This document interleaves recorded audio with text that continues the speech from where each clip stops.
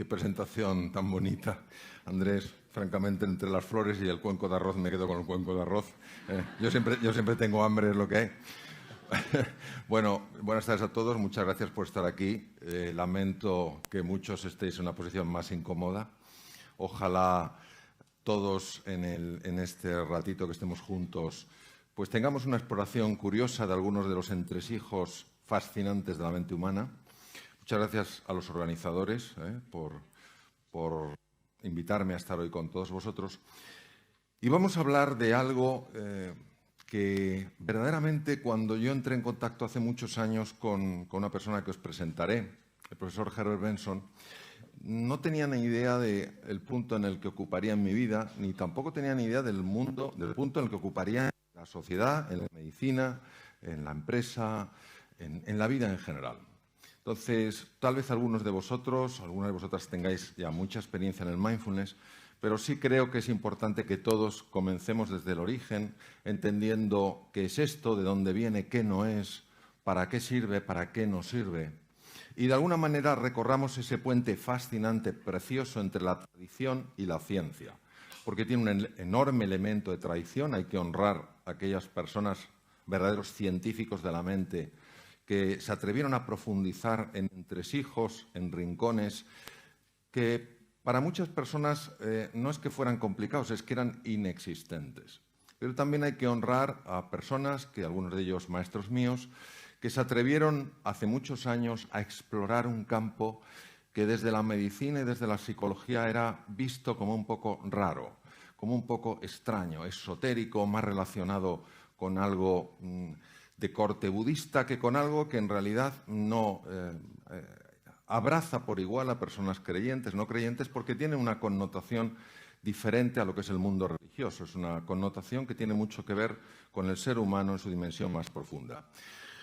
Cuando yo escribí el libro, me planteé que no solamente quería escribir un libro, sino que quería que esta publicación fuera un curso para aquellas personas que o no sabían nada del mindfulness y querían entrar de una manera amable en lo que es la comprensión de esta ciencia y de este arte, pero también para personas que tenían muchos años de práctica, pero por no ser del campo en el que estoy yo, el campo de la medicina o el campo de las neurociencias, pues que de alguna manera tampoco tenían esta base científica, personas que a lo mejor enseñan mindfulness o enseñan yoga y que, bueno, tampoco sabían muy bien cómo transmitir a sus alumnos o cómo transmitir a las personas con las que compartían estas enseñanzas la manera en la que el mindfulness afecta al cerebro, la manera en la que el mindfulness afecta al cuerpo. Tener en cuenta que nuestro concepto sobre el cerebro humano ha cambiado radicalmente. Hoy en día sabemos cosas que son verdaderamente sorprendentes. A mí me hace gracia porque a veces me dicen, a ver, Mario, ¿es verdad que usamos el 1% del cerebro? Digo, nadie sabe cuál es el 100% del cerebro, ¿cómo vas a saber lo que es el 1% del cerebro? El cerebro es un órgano extraordinario, no es más extraordinario que el resto del cuerpo, pero sí sabemos, por ejemplo, gracias a algunas tecnologías que os comentaré, que todo lo que es el mindfulness tiene un impacto directo y muy marcado en ciertas estructuras del cerebro. Entonces, como es un curso, al final puse una serie de grabaciones, que hice un estudio muy especial para que haya lo que es un silencio absoluto entre los espacios de voz, porque de alguna manera el mindfulness lo que te invita es a un espacio de sosiego, a un espacio de calma, cuando todos nosotros, pues da la sensación que vamos demasiado deprisa y de alguna manera lo sabemos, pero nos parece que pararnos a encontrar ese respiro, ese espacio de tranquilidad, parece que eso es una pérdida de tiempo.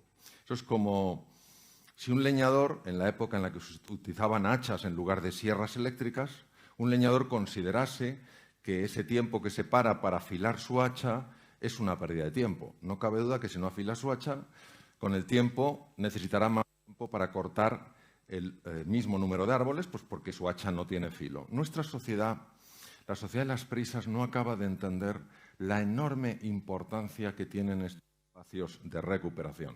Nuestra sociedad no acaba de entender que el ser humano necesita efectivamente momentos de sprint para hacer frente a las dificultades, a los desafíos, a las complejidades, pero necesita también espacios de sosiego.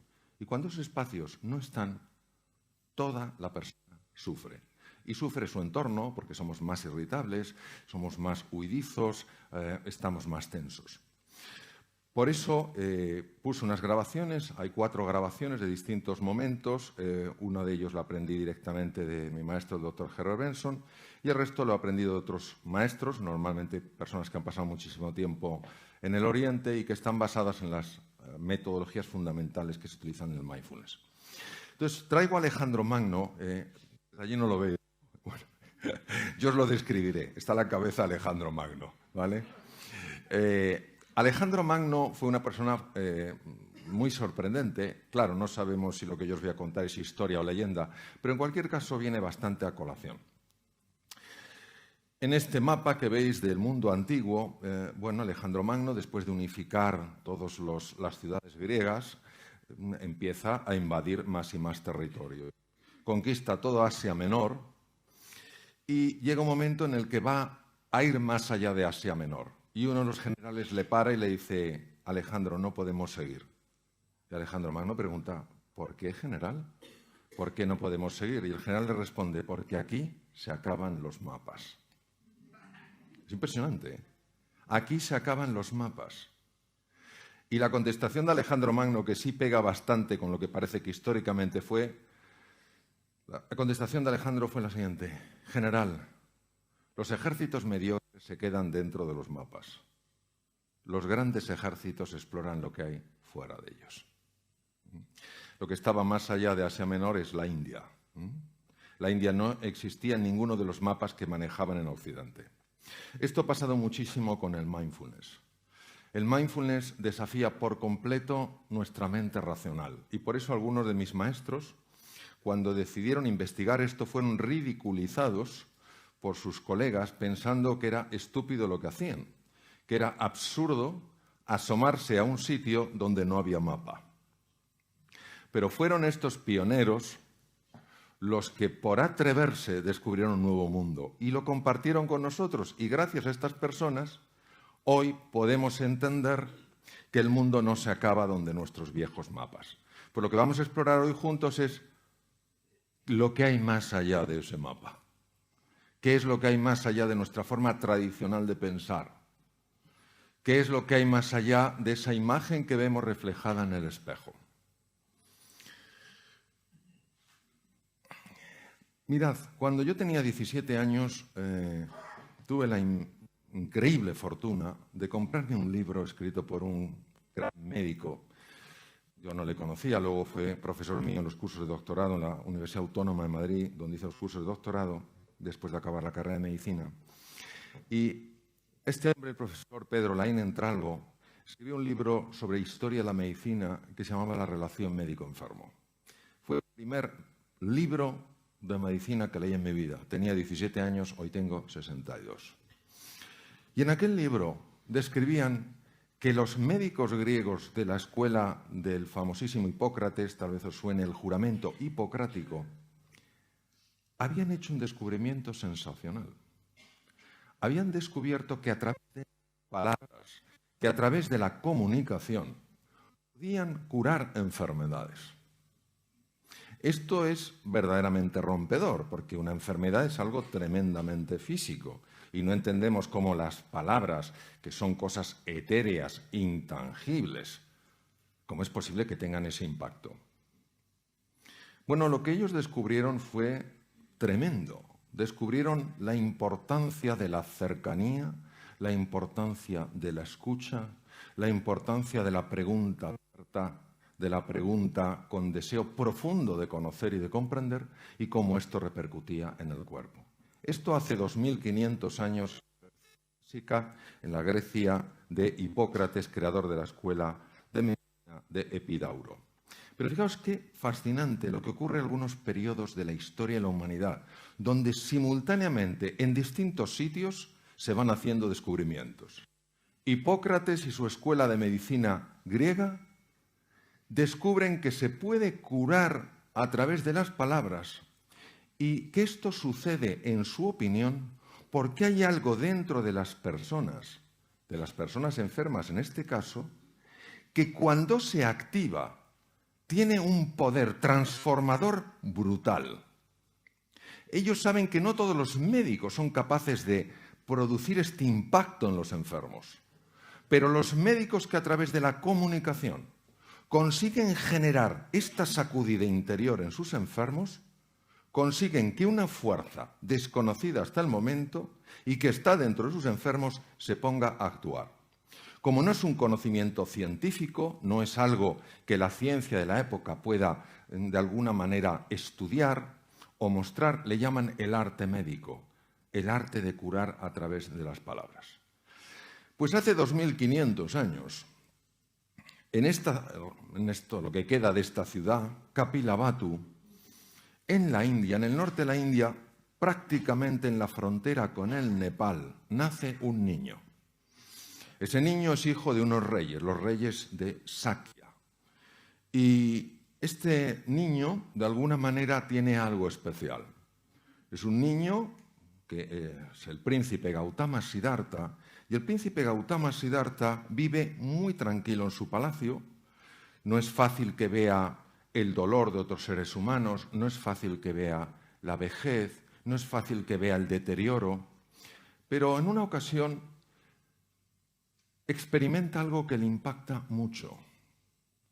Ve una persona muerta, ve una persona enferma, ve una persona muy anciana. Y aquí es donde viene un punto verdaderamente misterioso. Este hombre se plantea que los seres humanos sufrimos. Y todos diremos, eso es evidente. Sí, pero no es tan evidente cuando uno entiende a qué llamaba el príncipe Gautama Siddhartha sufrimiento. Sufrimiento es aquello que se añade al dolor natural. Vamos a imaginar que yo tuviera ronquera. Cojo un virus, empiezo con una ronquera y tal cual. Y bueno, físicamente me fastidia porque yo tengo que estar hablando, dando clases o conferencias, lo que sea. Y esto es un dolor que es normal, no me gustaría tenerlo, pero lo tengo. El sufrimiento es cuando la mente empieza a generar de esto toda una historia. Ahora verás, claro, con esta ronquera no vas a poder ni hablar. Oh, y verás, y lo que hables ni se te va a oír. ¿Entendéis lo que os quiero decir? Este proceso de rumiación. Y este joven intuyó que había algo curioso en este proceso, que había algo en el ser humano que dificultaba la superación del dolor, que hacía que la vejez se llevara peor, que la enfermedad fuera peor, que las pérdidas fueran más dolorosas, pero no sabía lo que era. Es cierto que en el año 3100 aproximadamente se había publicado un libro que seguro que él conoció, el Bhagavad Gita, que ya hablaba de estos temas, pero no había nadie que los hubiera investigado con profundidad. Fue el príncipe Gautama Siddhartha el que abandonó a su mujer, que acaba de tener a su hijo Rahula, y se dedicó durante 12 años a intentar entender qué nos pasa a las personas. Nosotros le conocemos como el primer despierto, el príncipe Sakyamuni Buda. Buda en sánscrito es el despierto, porque cuando descubrió lo que nos pasa, algo cambió en su semblante y en una ocasión saliendo de un bosque se encontró con un campesino que al ver a alguien tan especial le dijo, eres un dios, y dijo, yo soy el despierto. ¿Qué quiere decir eso? Pero fijaros, si nos vamos, mirad qué interesante lo que decía Buda, os lo voy a leer para los que no podéis verlo porque estáis en otro sitio, para enseñar a los demás primero es de hacer tú algo muy duro, has de enderezarte a ti mismo. Oye, qué fácil es ver en el otro el problema. Qué fácil es ver en el otro el defecto. Qué fácil es ver en el otro la falta de atención hacia nosotros. Qué difícil es verlo en uno. Y cuando a uno se lo dicen, es que no le gusta nada. Porque a mí me encanta eso cuando decimos, dime la verdad. Nadie quiere conocer la verdad. Nadie quiere conocer la verdad. Tú te vas a un restaurante y te llega a lo mejor el chef y te dice, ¿le ha gustado? Y antes de que conteste, se ha ido. Yo recuerdo una ocasión en Madrid, en un restaurante, se acercó el chef y dijo, ¿le ha gustado? Y digo, sí, está muy bueno. De verdad, ¿le ha gustado? Digo, no puede ser, este quiere conocer la verdad. Sorprendente. Digo, no, todo muy rico. No, pero de verdad, ¿no hay algo que yo pueda mejorar? Casi me dieron ganas de abrazarle. Y decirle, a usted hay que clonarle. Pues no es fácil. No es para sentirse mal, es para tomar conciencia de que es más fácil ver lo que el otro tiene que mejorar que lo que yo tengo que mejorar. Pero es que fijaros que en China, hace 2500 años también, aparece una persona muy especial. Se llama Lao Tzu o Lao Tse, que escribe un texto muy bonito, es un texto de orden metafísico que se llama el Tao Te Ching. Y fijaros qué cosas dice este hombre hace 2500 años. Lo voy a leer. Si estás deprimido es porque vives en el pasado. Si estás lleno de ansiedad es porque vives en el futuro. Si estás en paz es que vives en el presente.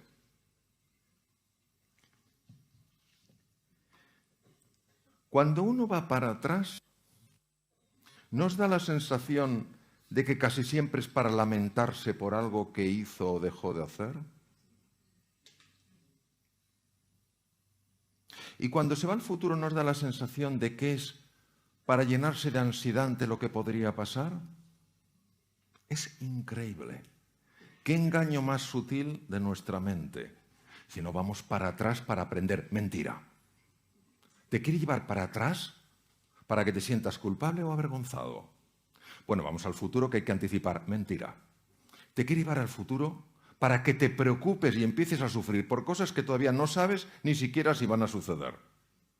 El gran René Descartes, filósofo padre de la filosofía racionalista en el siglo XVII, un hombre que no valoraba demasiado las emociones, a punto de morir escribió una carta donde ponía: mi vida estuvo llena de desgracias, la mayor parte de las cuales jamás sucedieron. Pues claro, ¿nos cuesta tanto estar en el aquí y en el ahora? La sensación de que este es un sitio raro es tan apremiante que con facilidad nos vamos para atrás o nos vamos para adelante. Bueno, el mindfulness, y sobre todo en este caso Lao Tzu, lo que nos decía es: en el presente está la solución. Y nosotros tenemos que entender por qué. Porque esto de está en el presente, en el presente, se oye mucho. ¿Pero qué quiere decir? ¿Qué significa realmente?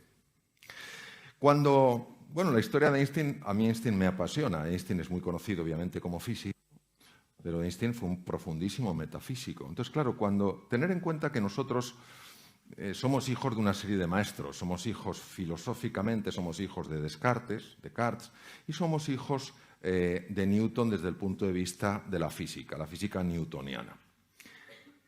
Y de repente aparecen una serie de personas, Einstein fue uno de los primeros, que te habla de un orden distinto de la realidad, de que hay algo más allá del mapa que se utilizaba en la física. Hoy sabemos que la física subatómica, la física teórica, la física de las partículas, muestra que hay un comportamiento radicalmente distinto de esas partículas al comportamiento de las piezas de una máquina, de las estructuras más grandes. No es que la física newtoniana desaparezca, es que la física teórica amplía. No es que el mindfulness diga lo anterior no sirve, es que amplía. No es que se diga el mapa previo no sirve, es que se amplía el mapa. Se dice hay más cosas que no estaban o que no están en el mapa. Esto se llama un cambio de paradigma. La palabra paradigma viene del griego y quiere decir forma de ver.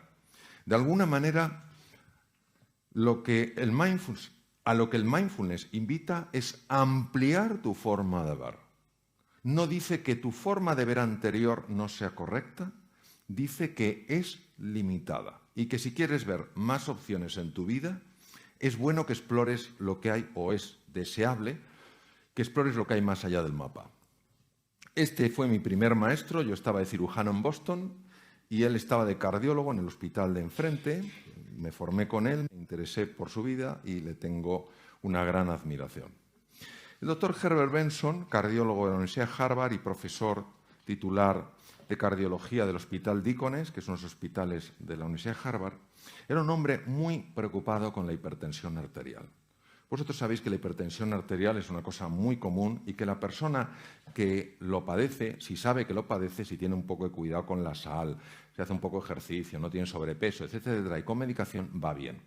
Pero claro, el doctor Benson se dio cuenta de que muchos de sus enfermos había momentos en los que se ponían nerviosos, se ponían más tensos. ¿Quién no se pondría más tenso en un problema de circulación o lo que sea? Tenían subidas de la tensión arterial que eran peligrosas.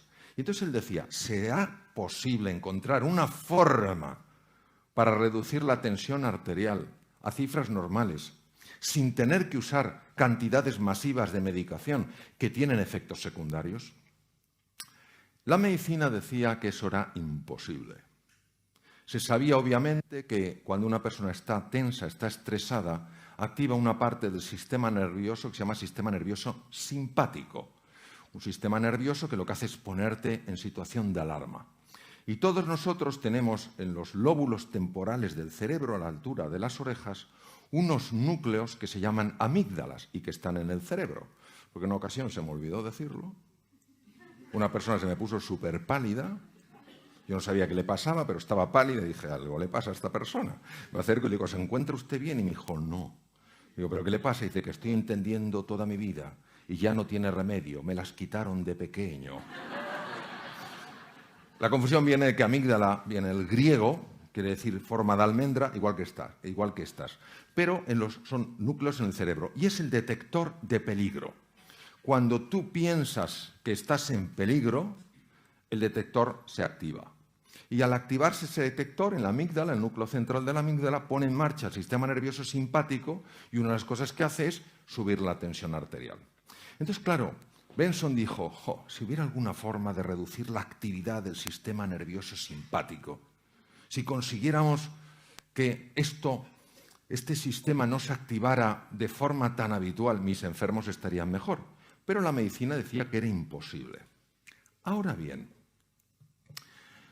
había un suizo, Walter Rudolf Hess, que era un oftalmólogo y que se convirtió en investigador, que ganó en 1949 el Premio Nobel de Medicina y que había descubierto en el cerebro una estructura que se llama el diencéfalo, y en el diencéfalo había encontrado un núcleo, que en realidad corresponde al hipotálamo anterior, y que era un núcleo capaz de activar la respuesta contraria, es decir, producir un estado de calma, contrarrestar la activación del sistema nervioso simpático. Lo había estudiado en gatos, pero claro, no había manera de saber si eso podía aplicarse a humanos. Obviamente el ser humano tiene también esos núcleos, pero cómo llegar a ese núcleo, cómo activar ese núcleo para que se produjera esta respuesta de relajación del organismo en una situación donde antes había tensión. Y este hombre, obsesionado, como os digo, por mejorar la función cardíaca, por intentar que este corazón que todos tenemos latiera con más sosiego, con más paz, con más tranquilidad, no paraba de buscar algún tipo de forma para activar ese núcleo. Pero claro, la medicina decía que ese núcleo está tan profundo en el cerebro que no se puede activar. Hasta que por una serie de curiosas casualidades, no entraré mucho en detalle, pero cayó en sus manos un libro que le hablaba de que la comunidad budista era capaz de hacer cosas con su cuerpo que parecían imposibles. Y no hablo de levitación porque nadie ha probado que la levitación exista. No digo que no exista, pero nadie lo ha probado. Pero sí que eran capaces de activar cosas en el cuerpo que solo eran posibles, que solo se podían activar si sabían la vía a ese núcleo, al núcleo trofotrópico del hipotálamo. Entonces él viajó al norte de la India, la comunidad tibetana en el 59 tuvo que salir del Tíbet por la invasión china, y estaban en Dharamsala a 7.000 pies de altura, y empezó a hacer registros de los monjes en meditación. Y dijo, han encontrado el camino. Saben cómo activar este núcleo. Pero ¿qué es lo que hacen? Si la sensación es que solo cierran los ojos. No da la sensación de que hagan más. Yo he visto las filmaciones, las he visto en Boston, y son increíbles. Entonces dijo, esto lo tengo que investigar con más profundidad, y creó el Instituto Mente-Cuerpo en la Universidad de Harvard.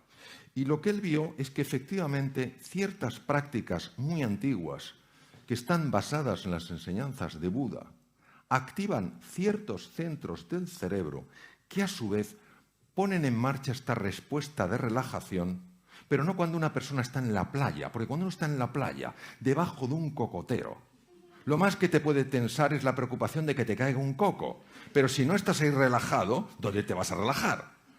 Lo importante es que esto se podía aplicar en el día a día, cuando antes previamente la persona estaba tensa. Y era muy importante estudiar en profundidad esto, porque un científico de Canadá, no de originalmente Canadá, él era húngaro, pero vivió muchos años en Canadá, dijo que cuando una persona está en equilibrio, pero algo empieza a alterarla, y esta persona se resiste y se resiste lo que puede, pero no consigue vencer el obstáculo, llega un momento en el que llega la fase de agotamiento, fase muy dañina para la salud.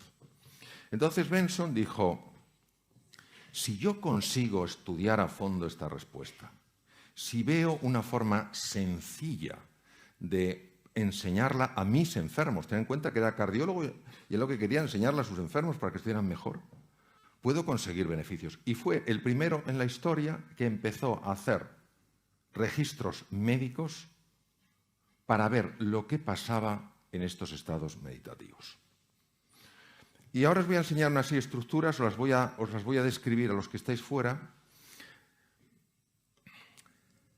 El encéfalo humano es muy complejo, es de una complejidad extraordinaria. Tiene aproximadamente unos 100.000 millones de neuronas con 100.000 billones de conexiones. Es una cosa verdaderamente portentosa. Hay una serie de estructuras, la amígdala os la he comentado, no la veis los que estáis fuera, pero está a la altura de las orejas. Pero hay una estructura también muy interesante que es el hipocampo. Todos sabemos que vivimos en una época muy compleja. No es un mundo en cambio, es un cambio de mundo. Todos tenemos que aprender a hacer cosas nuevas, a desarrollar nuevas habilidades, manejarnos mejor con las tecnologías digitales. Y todo esto precisa de nosotros una velocidad para captar información, procesar información y manejarla superior a lo normal. Para eso hace falta una estructura llamada el hipocampo. Se llama así por su forma de caballito de mar. No lo podéis ver, es una pena los que estáis fuera, pero es un encéfalo tridimensional girando, es un encéfalo humano, es una resonancia funcional magnética. Me dan ganas casi de meterme aquí y abrazarlo, ¿verdad? Es como si saliera, ¿verdad? Es precioso, ¿eh? Cosa más bonita. Pues esto que veis en colores, ese es el hipocampo. Pues una de las cosas más fascinantes que se vio es que cuando una persona entra en estos estados de calma interior, de sosiego, de paz, donde, fijaros, no huye del mundanal ruido exterior, huye del ruido interior, de esta mente que es como una jaula de grillos, que es un parloteo constante, que te hacen una faena por la mañana y estás todo el día, anda que la faena que me hizo, menuda faena. Esto no se queda así. Esto no se queda así. Y por la noche, no en el día siguiente, tengo que pensar cómo devolver la faena. Pero es que parece que nos convertimos en vacas rumiando.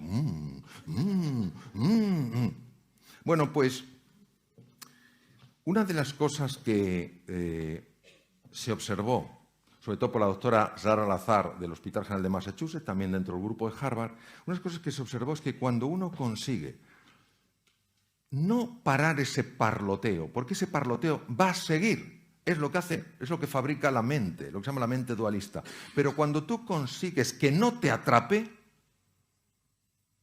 entonces los hipocampos, los centros de la memoria y el aprendizaje aumentan en volumen. Fijaos en la importancia que esto tiene. Es decir, el ruido mental reduce tu capacidad de aprender, reduce tu capacidad de procesar la información, reduce tu capacidad de incorporar nuevas habilidades.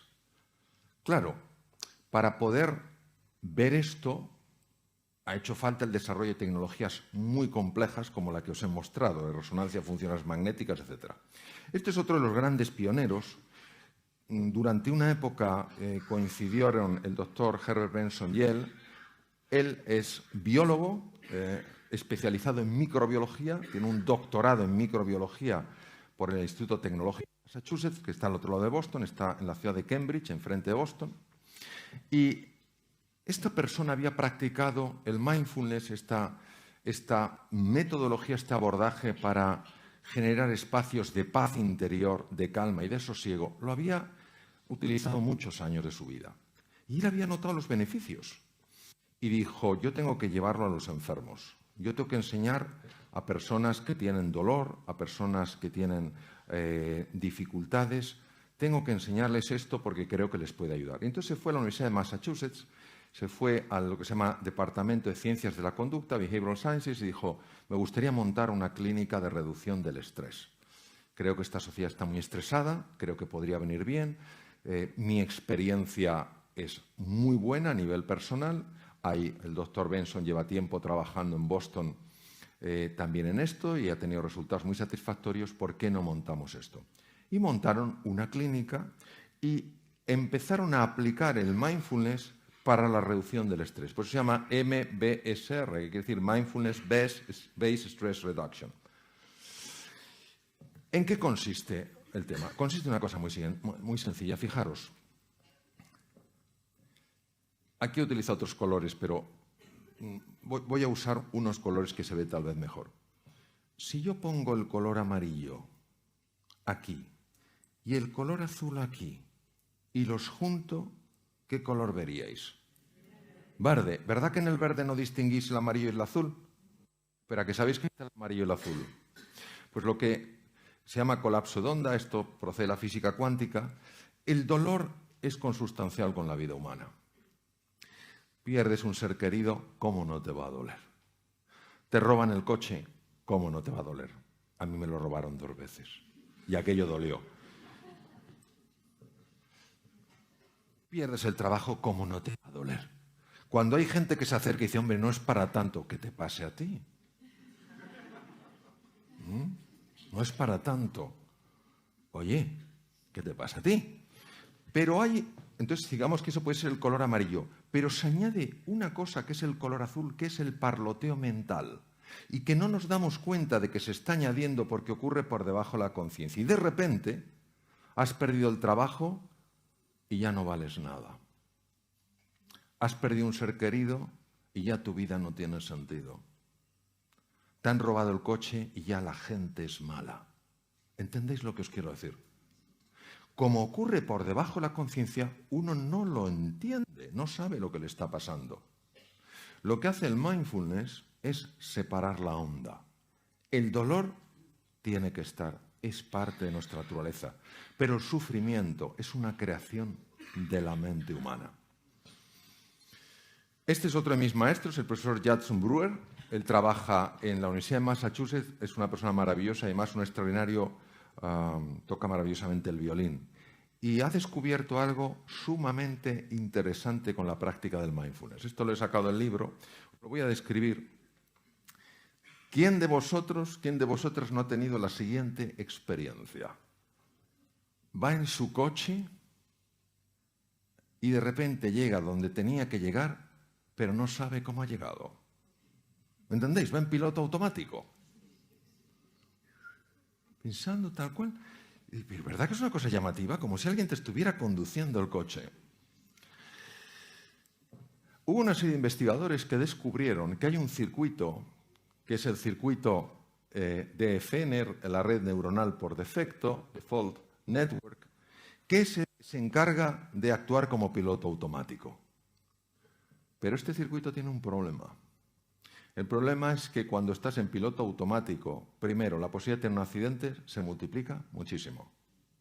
Y segundo, que este piloto automático es lo que se llama the wandering mind, la mente que divaga y que es la fuente de la infelicidad. Estar en piloto automático. Estar en piloto automático. Cuando uno está en piloto automático, cuando en una conversación dejas la cara puesta y te llevas la olla a Camboya. La cara la dejas, estás en piloto automático. Entonces la persona ve que tú la miras, pero sabe que no estás ahí. No sabe dónde estás, pero sabe que ahí no estás. ¿Entendéis lo que os quiero decir? Entonces, Eso que se llama The Wandering Mind, dice, The Wandering Mind is an unhappy mind. La mente que divaga es una mente no feliz. No podemos entrar en la construcción del yo porque nos llevaría mucho tiempo, pero es interesante que sepáis que la práctica del mindfulness interfiere directamente en este circuito. Interfiere en este circuito. Por ejemplo, nosotros comemos automáticamente. Nosotros no comemos con el cuerpo, comemos con la mente. Es como si el tenedor o la cuchara tuvieran vida propia. ¿Sabéis? O sea, según ya te está entrando el bocadito, ya el tenedor se está lanzando por el otro. Y luego, cuando uno ha comido, dices, me he pasado. Sí, pero es que nos pasamos una y otra vez, porque vamos en piloto automático. Bien. Estas son las razones, por cierto, de la obesidad y además incrementa la ansiedad. Bueno, pues lo que demostró el doctor Judson Brewer con una serie de experimentos elegantísimos es que cuando nosotros nos abrimos a este espacio de sosiego, de paz y de tranquilidad, empezamos a interferir con ese circuito. La ventaja es que el circuito automático está a su vez interfiriendo con un circuito importantísimo para mantener la atención, para aprender, para estar concentrado y para darte cuenta de lo que está pasando a tu alrededor. Este es el otro circuito que se llama Red Ejecutiva Central o Zen.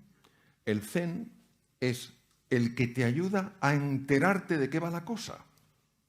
Si alguien te está hablando, estar captando lo que de verdad te dice. Si estás ante un problema, entender de verdad de qué va el problema. Pero si uno tiene activado el circuito automático, entonces no se está enterando. Está captando muy poca información, aunque se cree que la está captando toda. Pues uno de los grandes hallazgos de Judson Brewer ha sido que la práctica del mindfulness, la de estos espacios de silencio, de paz y de tranquilidad, no solo interfieren en el circuito automático, en la red por defecto, sino que potencian el otro sistema. ¿Esto cómo se ve? Esto se utiliza fundamentalmente electroencefalografía muy precisa, se utilizan técnicas de resonancia funcional magnética que permite de alguna manera ver la mayor o menor actividad de esas zonas. Es decir, lo que te permite el mindfulness, lo que te permite estar aquí y ahora, activando nuevos circuitos y desactivando circuitos que no te ayudan, es empezar a cambiar tu percepción de las cosas. Empiezas a observarte de una manera distinta, con mucha más compasión, con mucha más comprensión. Empiezas a ver a las demás personas con más benevolencia. Te vas dando cuenta de que, claro, que muchas veces la irritación hace que nos provoquemos unos a otros, pero detrás de la irritación, detrás de la provocación, al menos la mayor parte de las veces, no hay un deseo de dañar, sino es como el que está ahí, como el elefante en cacharrería, o sea, no sabe por dónde, cómo ventilar su tensión y la ventila a través de la agresión. Otra cosa fascinante que se ha visto utilizando electroencefalografía con la práctica del mindfulness es lo siguiente. Veréis, nosotros tenemos dos hemisferios cerebrales. Lo más parecido que he visto a un cerebro es una nuez o un coral marino que tiene la forma de cerebro. Todos, cuando abrimos la cáscara de la nuez, vemos que tiene dos mitades y además están arrugadas. En una ocasión una persona me preguntó, oye Mario, ¿por qué el cerebro está arrugado? Y le dije, porque si no, no cabría en la cabeza. ¿Os imagináis la corteza cerebral desplegada? Tendríamos una cabeza como un piano de cola. ¿Quién sale por el canal del parto con una cabeza que tiene el tamaño de un piano de cola? No hay manera. Se tiene que arrugar. Bueno, pues eso es el encéfalo humano. Tenemos dos hemisferios, el izquierdo y el derecho.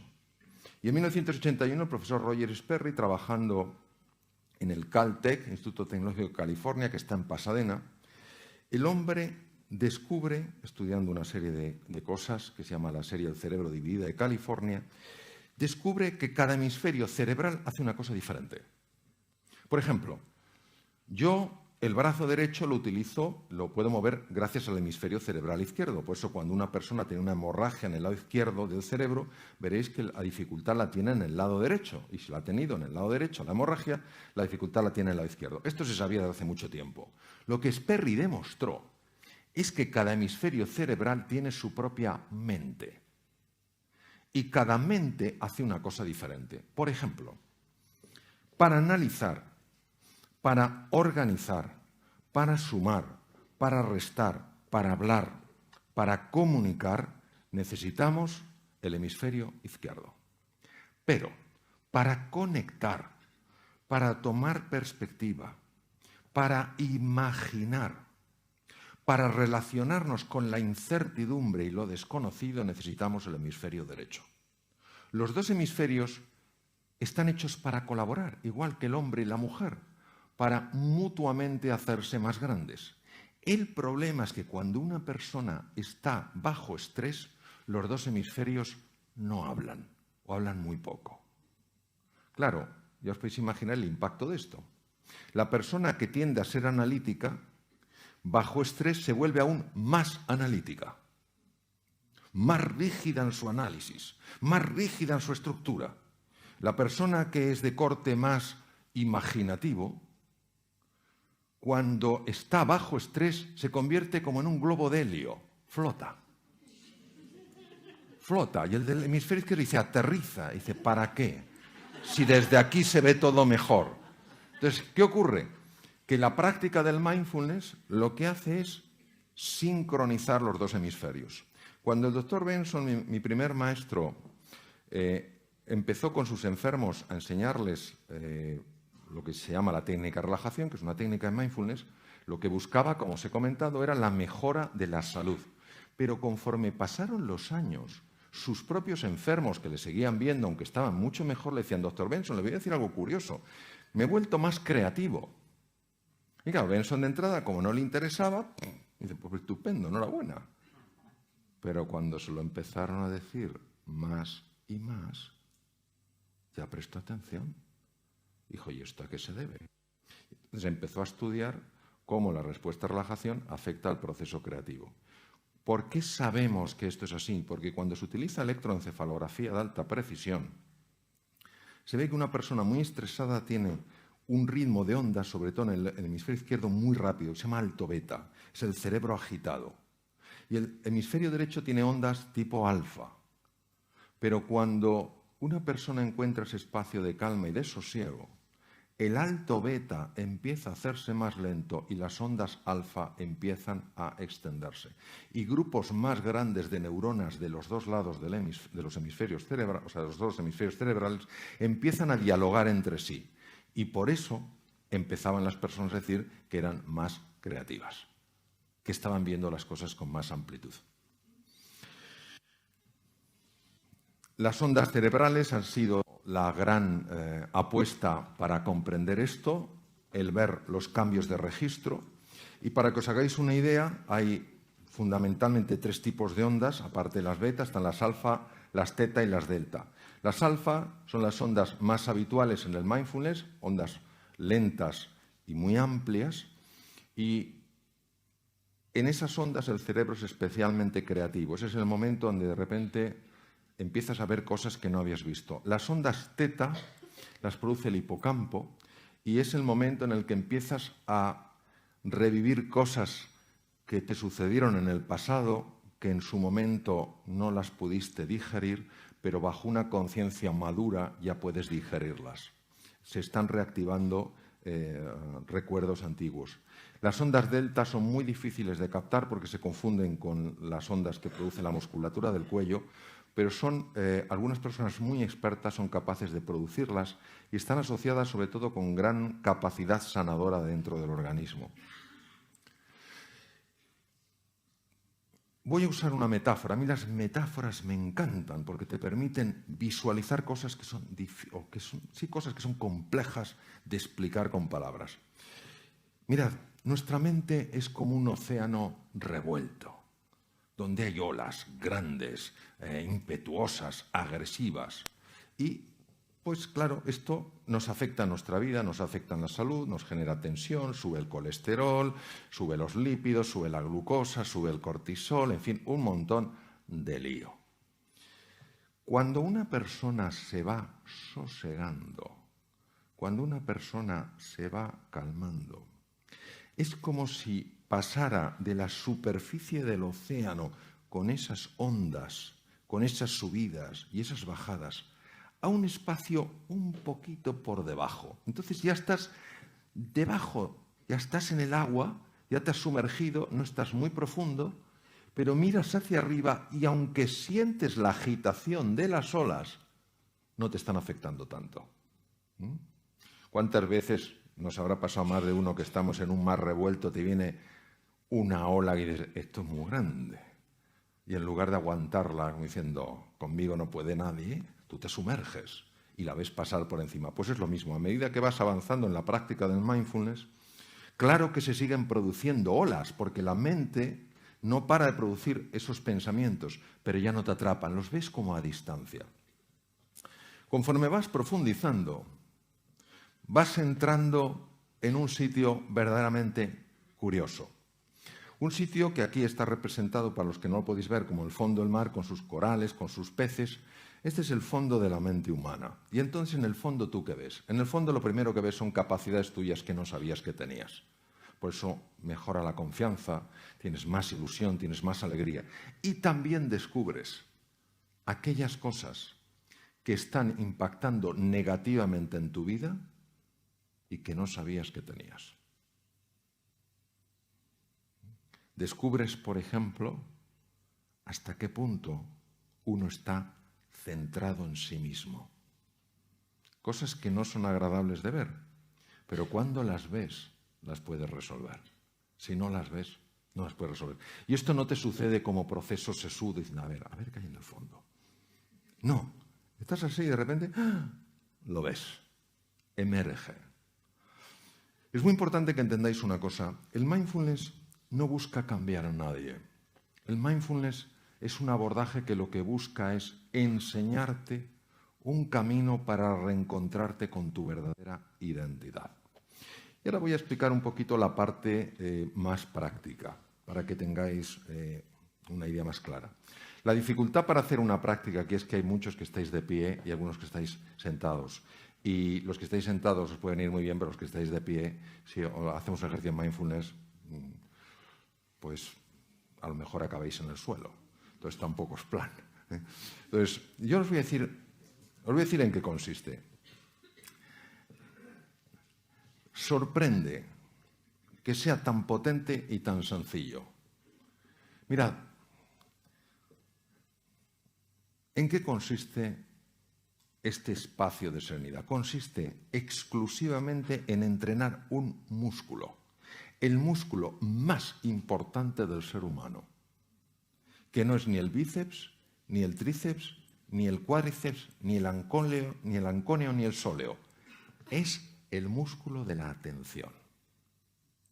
Entonces, claro, tú tomas una posición sentado o tumbado, con la espalda recta, y lo que haces es sencillamente llevar tu atención a tu respiración. ¿Por qué? Porque la respiración es algo que está sucediendo aquí y ahora, en este momento. Entonces, es la referencia que tú tienes para ir entrenando tu atención. Entonces, ¿qué ocurre? Que te surge un pensamiento. Entonces, el pensamiento puede ser, ¿qué habrá hoy de cena? ¿Habrá pimientos rellenos de bacalao? ¿O estarán rellenos? ¿Sabéis de lo que hablo, que sí? ¡Claro! Pero esto va a suceder. El problema es cuando el pimiento te atrapa. Y entonces ya te ves, ¿me entendéis? Ya te ves comiéndote el pimiento. Ya te ha atrapado. Ya te ha atrapado. Entonces hay gente que dice, es que yo no puedo dejar de tener pensamientos. Ni yo tampoco. Si el tema es que no te atrapa, entonces te das cuenta y dices, hoy, pimiento. Luego, esperas y vuelves a la atención. Y ese es el ejercicio de mindfulness. Entonces, ¿qué pasa en ese proceso? En ese proceso, la mente que está habitualmente agitada empieza a calmarse. de forma natural. Y cuando empieza a calmarse, tú te empiezas a encontrar mejor, porque lo que de verdad altera al ser humano es su mente. Yo os voy a contar un ejemplo para que veáis hasta qué punto esto es así. Tal vez alguno me lo ha escuchado, tú me lo has oído, Andrés. El caso de una enferma que yo tuve que se llamaba Margarita. Lo conocéis, ¿no? Fijaos lo que le pasaba a Margarita. O sea, Margarita, un dolor de estómago horribles la pobre. Y toda la culpa era de su jefe. Cuando ella empezó a trabajar su interior, su tubo digestivo se mejoró, se quitó el dolor de estómago, su jefe era mejor persona, etcétera, etcétera. No nos damos cuenta hasta qué punto nosotros estamos generando esa agitación. Como no lo vemos, necesitamos algo que a nivel inconsciente esté funcionando, esté resolviendo, esté sosegando, esté tranquilizando. Entonces, la mente plenamente presente, que es lo que significa mindfulness, que tiene una serie de ejercicios, lo único que hace es irte entrenando en eso. Es decir, irte entrenando para que tú seas el dueño, la dueña de tu atención, en un mundo que está permanentemente distraído, donde pensamos que la multitarea es lo normal. La multitarea es profundamente anormal. No hay un solo estudio científico que demuestre que el ser humano está hecho para la multitarea. Otra cosa es que vivamos así. Entonces se fractura la atención. Conforme tú vas ganando espacio, teniendo esos 5 minutos, 10 minutos, o mejor por la mañana, tú dices, me voy a sentar con tranquilidad, me voy a poner una alarma suave, no te pongas el típico de martillos alemanes, de la alarma que te levantas y parece que te ha dado un yuyu. Te pones una música suave a los 10 minutos para olvidarte del reloj y dices, vamos a ver esto. Y entonces sencillamente, sentadito o tumbado, empiezas a notar la respiración. Y entonces te aparece el pensamiento, ¿qué habrá de desayuno? ¿O qué desayunaré hoy? Y tú no te enfadas. No. Tú haces como si tuvieras una mascota. No le arrancas el cuello cuando está aprendiendo. Tú la traes con firmeza y amabilidad y vuelves aquí. Y sigues en tu atención y se te vuelve a ir. Pero tú, con la misma paz y firmeza, lo vuelves a traer. Y te vas entrenando en eso. Y entonces, lo que va pasando con el tiempo es que la mente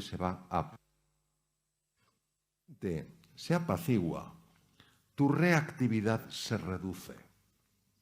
Y empieza a haber un espacio para la respuesta. Somos criaturas muy reactivas. ¿Qué tal estás? ¿Por qué? No, yo solo te preguntaba, ¿qué tal estás? ¿No? Entonces, esa reactividad que es un fruto directo de la mente que rumia, de la mente que agita, esa reactividad se va reduciendo. Empiezas a tener más vitalidad, empiezas a tener más tranquilidad, empiezas a tener más energía, empiezas a tener más compasión. Entonces, lo que descubrieron estos científicos de la mente, sencillamente es que se puede vivir de otra manera. Pero tenemos que entender que nuestro problema no es la falta de tiempo. Yo sé que todos pensamos que el problema es la falta de tiempo. No es verdad. Comentaba esta mañana en un programa de televisión que un amigo mío austriaco se encontró en una casa de un bisabuelo suyo un periódico de comienzo del siglo XX. Agarraros a la silla. Sucesos, ciudad de Viena. Un tranvía atropella y mata a un anciano de 40 años. A comienzo del siglo XX la expectativa de vida era entre 35 y 40 años. Aunque viviéramos 500 años nos quejaríamos de falta de tiempo. No es un problema de falta de tiempo. Es nuestra excusa. Cuando uno se para y sabe que ese tiempo es importante, y esto lo digo sobre todo a las damas, porque las damas muchas veces, por condicionamiento social, pensáis que si dedicáis tiempo a vosotras sois egoístas. Y parece que tenéis que vivir solo en la entrega a los demás, y yo creo que es fundamental que os cuidéis a vosotras. ¿Eh?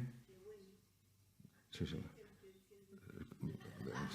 Qué bueno. Claro. No creo que los hombres aquí protestaran. Espero que no. Pero es que es verdad, os da la sensación de no. Es que si me ocupo de mí, claro que te tienes que ocupar de ti. Nadie que no se cuide puede, de una forma prolongada, cuidar de otras personas. Entonces, Lo que yo sí os quisiera es invitar al menos a que buceéis en esto. Los que lo practicáis sabéis que funciona. Esto no es un tema de creerse, es un tema de probarlo, de verificar por ti mismo que estás mejor. Algunos hospitales más prestigiosos del mundo ya lo tienen absolutamente incorporado. Yo trabajo en un instituto en Silicon Valley y tienen incorporados montones de empresas esta metodología. Es decir, es algo que lo que te ayuda es a vivir de otra manera, a saberte manejar en medio de la tempestad con un componente de paz, con un componente de serenidad, con un componente de alegría y con un componente de entusiasmo, que si nos dejamos llevar por ese piloto automático con el que todo el día vamos con la lengua fuera, eso es muy difícil de experimentar. Entonces, yo sencillamente os animo mucho a que, bueno, lo practiquéis, exploréis, busquéis. Mira, una preciosa música que nos llama la atención como diciendo, sí, sí, aquí hay una llamada del más allá diciendo prueba, prueba. Entonces, bueno, pues eso es todo lo que os quería decir y terminar con una, no sé si tendremos tiempo para alguna pregunta, pero terminar con una frase que a mí me impactó mucho de Albert Camus, ¿no? Albert Camus fue un gran filósofo, premio Nobel de Literatura en 1956, francés, y Albert Camus decía, en medio del duro invierno descubrí por fin que dentro de mí hay un ser invencible. Entonces, que sepamos que dentro de cada uno de nosotros hay ese ser invencible, que no es un canto a la arrogancia, no es un canto a la prepotencia, sino es verdaderamente reconocer que no hay entre vosotros, no hay entre nosotros nadie que haya sido llamado a la mediocridad. Todos hemos sido llamados a la grandeza. Pero para poder escuchar ese maravilloso Stradivarius en medio de la orquesta hay que saber silenciar un poco los platillos. Bueno, muchas gracias.